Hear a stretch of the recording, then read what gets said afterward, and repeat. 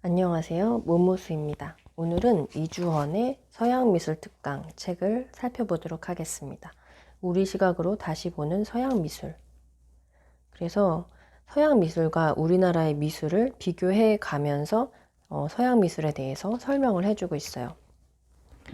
그래서 이분이 서양미술이라는 말은 서양에서는 쓰지 않는 말이고 동양에서 쓰는 말이고 서양에서는 그냥 미술의 역사 뭐 이렇게 그냥 미술 이렇게 얘기를 한다고 하면서 서양이 우리나라 미술, 동양보다는 우리나라 미술을 많이 설명을 예를 들고 계세요. 그래서 우리나라 미술하고 어떻게 다른지 비교해 가면서 서양 미술에 대해서 설명을 해주고 계세요. 그래서 가장 큰 특징이 서양 미술은 인간 중심적이고 사실적이고 감각적이라고 요약해서 설명을 해주고 있습니다. 그래서 첫 번째 작품으로 은하수의 기원이라는 제목의 틴토레토 작가의 작품을 예를 들어서 설명을 해주고 있어요. 16세기에 그려진 그림인데요. 여기 이렇게 헤라 여신이 이렇게 있어요. 그리고 여기 있는 남자는 헤라 여신의 남편인 제우스 신입니다. 그리고 여기 있는 이 남자아이는 헤라클레스예요. 제우스가 인간인 알크멘의 사이에서 낳은 자식인 거죠. 그래서 헤라의 자식이 아니에요. 그리고 여기 있는 날개가 달린 아이들은 큐피트, 에로스, 사랑의 신이 이제 여러 명 있는 거고 같은 신인 겁니다. 그래서 여기 있는 공작은 헤라의 상징이고 독수리는 제우스의 상징이라고 해요. 그래서 이 사람들을 알 수 있는 거죠. 헤라 여신이 이제 제우스가 혼외로 낳은 헤라클레스를 너무 싫어한 거죠. 그래서 알크메네인 인간에게 헤라클레스에게 젖을 주지 말고 이제 버리라고, 음식을 주지 말고 버리라는 얘기를 해서 알크메네가 헤라클레스를 밖에 이제 놓아놓은 거예요. 그랬더니 아빠인 제우스가 그걸 보고 가여워서 그냥 둘 수가 없어서 신의 세계로 데리고 옵니다. 근데 젖이 나오는 여자를 찾다 보니 헤라밖에 없는 거예요. 그래서 헤라가 잠자는 사이에 헤라클레스를 젖을 물립니다. 그랬더니 헤라가 이제 깜짝 놀라서 잠을 깬 거죠. 헤라클레스가 또 힘이 센 캐릭터잖아요. 그래서 깜짝 놀라서 잠을 깼는데 이제 제우스가 헤라클레스를 떼려고 하는데 안 떼지는 거예요. 힘이 워낙 세가지고. 그러면서 겨우 이렇게 팍 낚아챘는데 그러면서 헤라의 이제 젖이 이렇게 떨어져서 밀키웨이, 은하수가 되고 이제 아래로는 떨어져서 백합꽃이 됐다는 그런 이야기가 함축되어 있는 그런 틴토레토의 작품입니다. 이 그림을 보면 굉장히 인간이 많이 그려져 있죠. 이 세세하게 감각적으로 사실적으로 많이 그려져 있고 색깔도 화사하고 이런 서양 미술의 특징인 거죠. 그리고 이게 회화 작품이라고 하면은 이렇게 조소 작품으로는 로댕의 칼레의 시민을 예로 들어서 설명을 해주고 있어요. 칼레의 시민 이 작품은 로댕이 1884년에서 1895년 사이에 제작을 한 작품인데요. 이제 프랑스 북부 도시인 칼레시에서 의뢰를 받아서 만든 작품이에요. 그래서 1345년에 영국 왕인 에드워드 3세와 프랑스 왕인 필리프 6세 사이에서 있었던 중세 말의 100년 전쟁. 그래서 116년 동안 있었던 100년 전쟁에서 그 와중에 있었던 카를의 이야기인데 이제 영국군이 프랑스에 이제 쳐들어온 거예요. 공격을 해서 이제 어느 날 칼레 시에도 왔는데 이 칼레 시민들이 강하게 저항을 해서 11개월 동안을 저항을 한 거예요.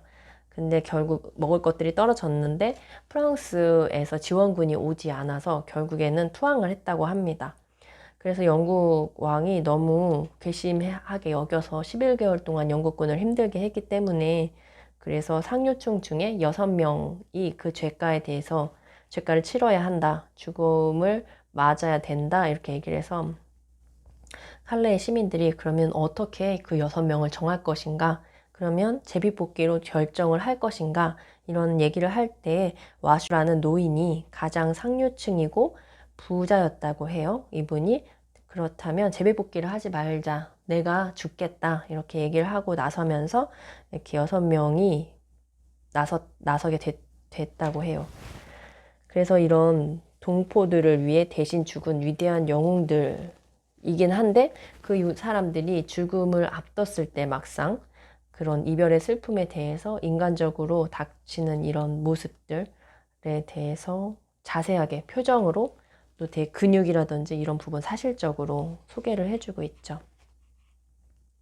그래서 회화 작품 중에서는 이 은하수의 기원, 그리고 조소 작품 중에서 칼레의 시민을 들어서 서양 미술의 대표적인 특징이 표현되어 있는 그림으로 이주원 강사님이 소개를 해주고 계세요. 그래서 이렇게 보면 우리나라 작품은 보면 얼굴이 그렇게 자세하게 표현되어 있지 않죠. 근육이라든지 구체적인 그런 몸의 모습들이 이 전체적인 분위기라든지 풍경, 느낌 이런 상황들을 설명을 해주고 있죠. 그리고 그림자가 동양화에서 표현되어 있지 않아요.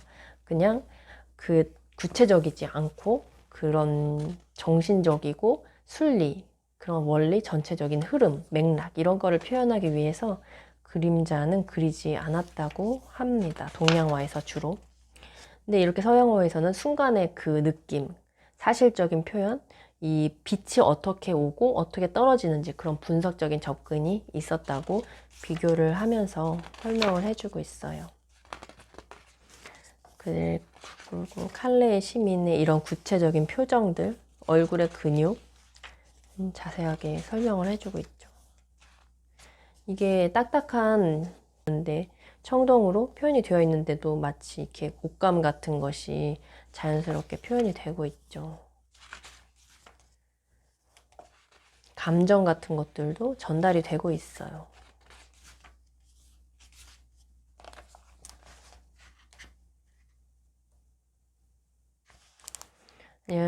르네상스 시대에 이런 역사화가 굉장히 큰 인정받는 그림이었다고 해요. 역사화가 가장 인정을 받는 그림이었고 그 다음에 인물화, 풍경화, 정물화 이렇게 됐다고. 근데 그거에 비해서 우리나라는 풍경화가 굉장히 풍경화, 산수화 이런 것들이 좋은 그림으로 인정받았다는 얘기를 비교해서 해주고 있고 이런 것들이 이제 역사화인 거죠. 이런 역사화에서도 되게 구체적이고 사실적으로 표현을 해주고 있죠. 표정이라든지 옷감이라든지. 그래서 이런 르네상스 시대 이런 역사화들이 인정을 받았다는 그런 얘기. 그리고 자연에 대해서 설명을 할 때 자연을 바라보는 입장이 이렇게 동양화에서는 자연에 우리가 귀의하고 자연에 순응해서 살아야 된다 이런 느낌이 있는 반면에 서양화에서는 자연을 어떤 정복의 대상 그리고 분석하고 알아가야 하는 그런 대상으로 본다는 느낌을 전달을 해주고 있습니다. 이렇게 얼굴, 표정을 통해서 그 마음이나 느낌까지 전달해주는 서양화에 대해서 설명을 해주고 있고요. 표정을 되게 잘 전달해주고 있죠. 감각적이죠, 이런 그림들. 그리고 서양 미술사에서 이분 투시 원근법이 이제 설명이 되는데요. 브루넬레스키가 창안을 했다고 해요. 건축가인데 그 이탈리아의 두오모 성당을 설계한 건축가라고 해요. 이 사람이 그런 원근법에 대해서 창안을 했다는 이야기 해주고 있고 이렇게 투시도법 평면의 이제 입체 공간을 표현하는 방법에 대해서 서양화에서는 이렇게 발전을 했다는 얘기를 해주고 있습니다. 그런 거에 반면에 동양화에서는 어떤 이렇게 흘러가는 이런 느낌, 한 곳에서 바라보는 한 곳의 순간적인 느낌이 아니고 이 자연의 본질, 전체적인 흐름, 진리 이런 거를 표현하고자 한다는 그런 의미를 전해주고 있어요. 이렇게 되게 사실적이고 인간적이고 감각적이죠. 서양 미술의 특징이. 그리고 계속 이제 이런 작품들을 통해서 그 특징을 살펴볼 수 있습니다. 그래서 서양 미술은 근데 왜 사실적이 됐는가? 그 그리스에서부터 그게 시작됐다고 설명해주고 있어요. 이제 이집트에서 그리고 그리스에서 이런 흔적들이 그리스에서 시작돼서 이런 것들이 유럽의 중세 때는 이런 그림, 평면적이고 이제 이야기 스토리, 성경의 내용들을 전달해 주는 것이 그림의 주요 기능이었는데 그리스의 영향을 받아서 그 그림들도 이렇게 예수님이 못자국 난 곳을 도마가 살펴보는 장면이죠. 이 도마의 이마의 주름을 통해서 굉장히 사실적이고 예수님의 이런 모습 이런 것들이 되게 인간적이고 감각적이고 사실적이죠. 이렇게 영향을 받았다는 그리스에서부터 시작된 영향에 대해서 얘기를 해주고 있어요.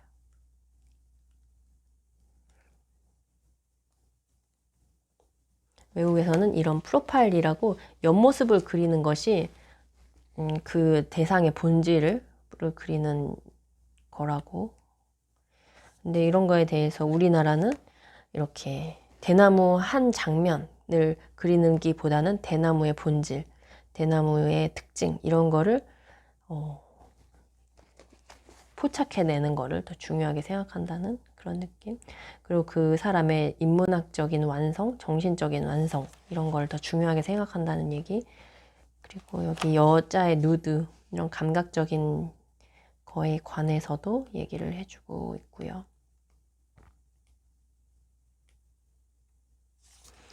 감각에 관해서 여기 부분이 재미있어요. 심리학자 조엔 에릭스는 재능 있는 아이란 특별히 감각이 예리한 아이라고 말했습니다. 재능과 감각은 서로 밀접한 관계를 맺고 있어 어떤 감각이 뛰어난지 알게 되면 그 사람의 재능도 쉽게 파악할 수 있습니다. 그러므로 우리의 감각 중 특정 감각이 발달해 있다면 이를 향상시킴으로써 나의 재능을 개발할 필요가 있습니다. 그래서 감각, 이런 서양 미술의 이런 감각, 감상자의 감각 능력을 확장하고 재능을 키우는 데 기여하는 미술이라고 해주고 있고, 촉각, 우리 피부가 이제 뇌가 같은 뿌리에서 나온 신체기관이라고 얘기를 해주고 있으면서 손은 나와 있는 밖으로 내민 뇌라고 괴테가 말했다고 하잖아요. 그래서 손으로 만지고 마사지하고 촉각적인 자극을 주는 것이 정서적인 발달, 두뇌 발달에 좋다고. 그래서 피아노 치는 것 같은 손 운동, 촉각적 자극 이런 것들이 좋다고 얘기를 해주고 있고 그것과 함께 후각에 대해서 얘기해주고 있어요. 우리의 기억과 관계를 가질 때가 많습니다. 후각이. 그래서 후각을 냄새를 맡으면 그것과 연관된 기억들을 떠올릴 수 있고 그런 기억들은 이제 뇌에 있는 거잖아요. 그래서 후각이 이렇게 뇌와 기억과 관계가 맺고 있다는 거. 후각 신경세포가 기억, 감정, 인지와 관련된 뇌의 영역에 연결되어 있기 때문이다. 뇌 대뇌 변연계죠. 그래서 좋은 향기를 맡으면 마음이 편해지고 몸의 면역력이 높아집니다. 그래서 중학생을 대상으로 한 실험에서는 장미꽃 향기를 1분 정도 맡게 하자 학생들의 집중력과 기억력을 향상시키는 뇌파가 3, 4% 정도 증가한 것을 볼 수 있었다고 합니다. 후각을 발달시키고 향기를 즐기면 그만큼 창의력이 향상됩니다.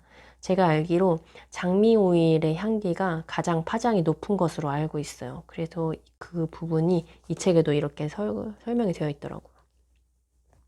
미각 또한 뇌를 자극합니다. 그래서 음식 그런 것들도 이제 미각을 발달시켜 주는 게 좋다는 얘기를 해주고 있어요.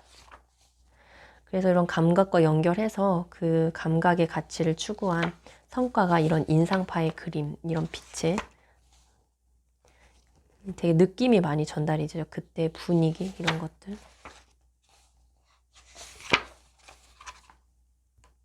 인상파로 그래서 그림이 이제 점점 발전을 하게 돼. 그래서 과학적이고 합리적인 방법으로 사실 묘사를 발달시킨 서양은 작가에게 그만큼 부단한 관찰과 분석, 기술 연마, 투철한 직업 정신을 요구했습니다. 반면 함축적이고 직관적인 방법으로 신기 표현을 발달시킨 동양은 작가에게 그만큼 부단한 수양과 성찰, 교양 축적, 고결한 문인 정신을 요구했습니다.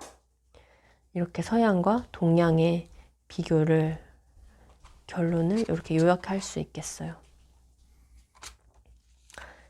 네, 이렇게 서양 미술을 살펴봤습니다.